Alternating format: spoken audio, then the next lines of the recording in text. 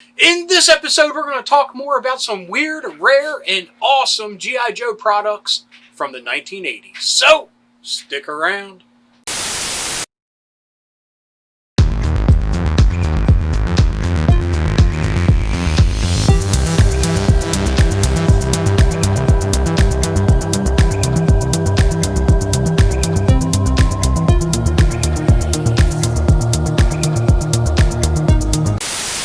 Hello, fellow dorks and dorkettes, and welcome to Nostalgia Syndrome. In this episode, we're going to go over some more weird, rare, and awesome G.I. Joe products from the 1980s. This is the fourth time that we have tackled this kind of list, and there's plenty more for the future. Let me address a different setup. I'm standing, a little bit different of a backdrop, and I have the answers to that, but you'll have to tune in on Thursday to that episode to see what is going on here. But anyway, also I explained the hat. But anyway, let's kick things off with number one on the list. Now, this is an item that if you didn't grow up with it, you probably wouldn't even know it existed. Kids today would have no idea. And these are story and record sets. Made by Kid Stuff in 1984, there were a collection of, I'm going to say 5 different stories with records that came out. And what those were is that you could read along with the storybook, and the record would be telling you the story with sometimes special effects, sometimes with music accompaniment, sometimes with different voices. Now, I was not honored enough to have a G.I. Joe one, so I have no idea how those were. But what I can tell you is that the artwork for the books is some of the best G.I. Joe artwork that has ever been published, ever. Like I said, these came out in 1984, and most of the stories that I can tell focus on the core characters that came out in the 84 wave. Now, like I mentioned, I did not have any of the G.I. Joe ones, but I think the one that comes to my mind vividly was the Gremlins storybook sets that came out through Hardee's. Now, I can say how awesome those were, so I can only imagine how great the G.I. Joe ones were. Number 2 on the list are puzzles. And yes, we've talked about puzzles in the other lists, but they kept pumping them out, and they had great artwork. These are the puzzles by Milton Bradley from 1987, and they featured such characters as Chuckles, my personal favorite, fighting Crocmaster. They had the Thunder Machine. They had a Stun. They had the Tomahawk. I think I'm getting that name right, the helicopter. With characters jumping out of it like Tunnel Rat and Leatherneck. And again, Chuckles. I love how Chuckles got so much play in 87. Awesome. Again, another item on the list that I didn't personally have. I had puzzles from the past, but none of the 87 ones. And unlike other ones, these did not fit together as a mural. They were standalone pictures. And again, some of the best artwork ever, just like the story and record sets that came out. Number 3 are school folders made by Hasbro in 1985. Now, I can only find one design, and it is awesome. It has some parts of it that look like, for lack of a better term, look like they were photoshopped. Like Destro from his file card artwork, the Sky Striker coming out of the sky. I mean, it looks great. It is awesome, and I would have loved to have this when I was in school. That's one thing that kids nowadays are really missing out on, are the whole Trapper Keeper phenomena that came out, where you had folders and binders and things with glorious artwork from all different properties. Nowadays, it's just condensed down into, wow, I don't even know. I can just tell you when I go searching the aisles, I don't see anything that piques my interest. Every once in a while, I'll find a Ninja Turtle folder or a really cool Marvel folder, but other than that, nothing jumps out and makes you excited to go to school like it was back in the 1980s.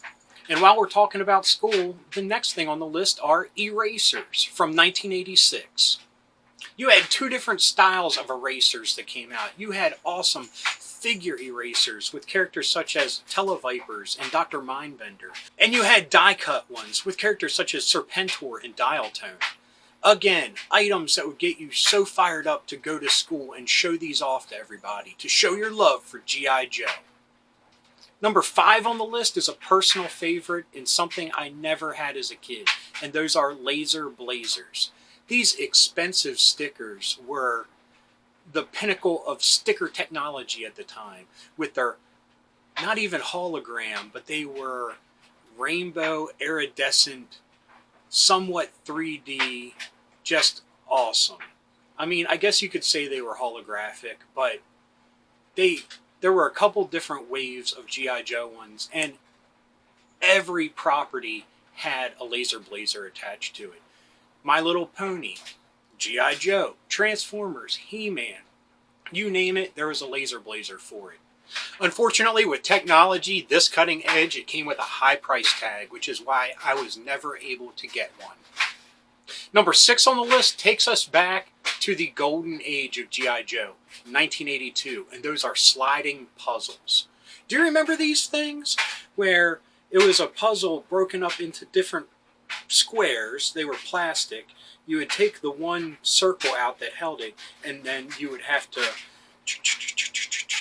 try to get the puzzle. This had some great original artwork from the 1982 line. You had people like Zap, Flash, the Ram motorcycle. Just beautiful. Now, I always hated these puzzles, but I would have loved to have these in my collection. I don't think I would have ever messed with them. I would have never taken out that little ring. I would have never have jumbled them up. They would have stayed the way they were, right out of the package. And that was it. I would just look at the artwork and be happy with that. Number 7 is an item that is seldom seen nowadays, but had its heyday in the 1980s. And that is metal TV trays. The one I'm talking about comes from 1987 and featured characters such as Chuckles, Rakondo, and Falcon. In the background, you even had Sergeant Slaughter and his T-Tank shooting off to the side. This thing was awesome. I love TV trays. I think they are a lost art form, and I would love to get some into my collection. The only one I had as a kid was a Smurfs one. I would love to still have that. But anyway, we're not talking about Smurfs this time around. We're talking about G.I. Joe. In this dramatic, awesome artwork of the Tomahawk helicopter landing with green shirts getting off of it, are heroes in the foreground ready to take down Cobra, ready to help you eat a bowl of tomato soup or whatever on your TV tray.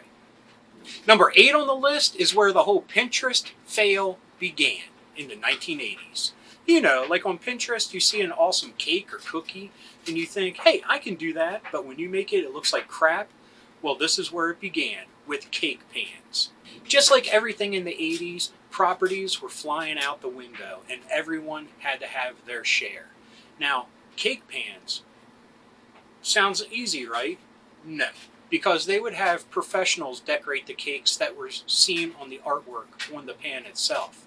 So, when your mom tried to replicate it, it never looked like it. G.I. Joe featured Hawk, and awesome looking cake pan, awesome addition to your weird G.I. Joe collection, but if you try to make a cake in it, it ain't going to look like Hawk. It's going to look like just probably a smiley face with blotchy camouflage. Number 9 on the list is probably one of the weirdest G.I. Joe products I've seen, and this is the Fun Poncho by Ben Cooper. Released in 1982 during the golden era of G.I. Joe.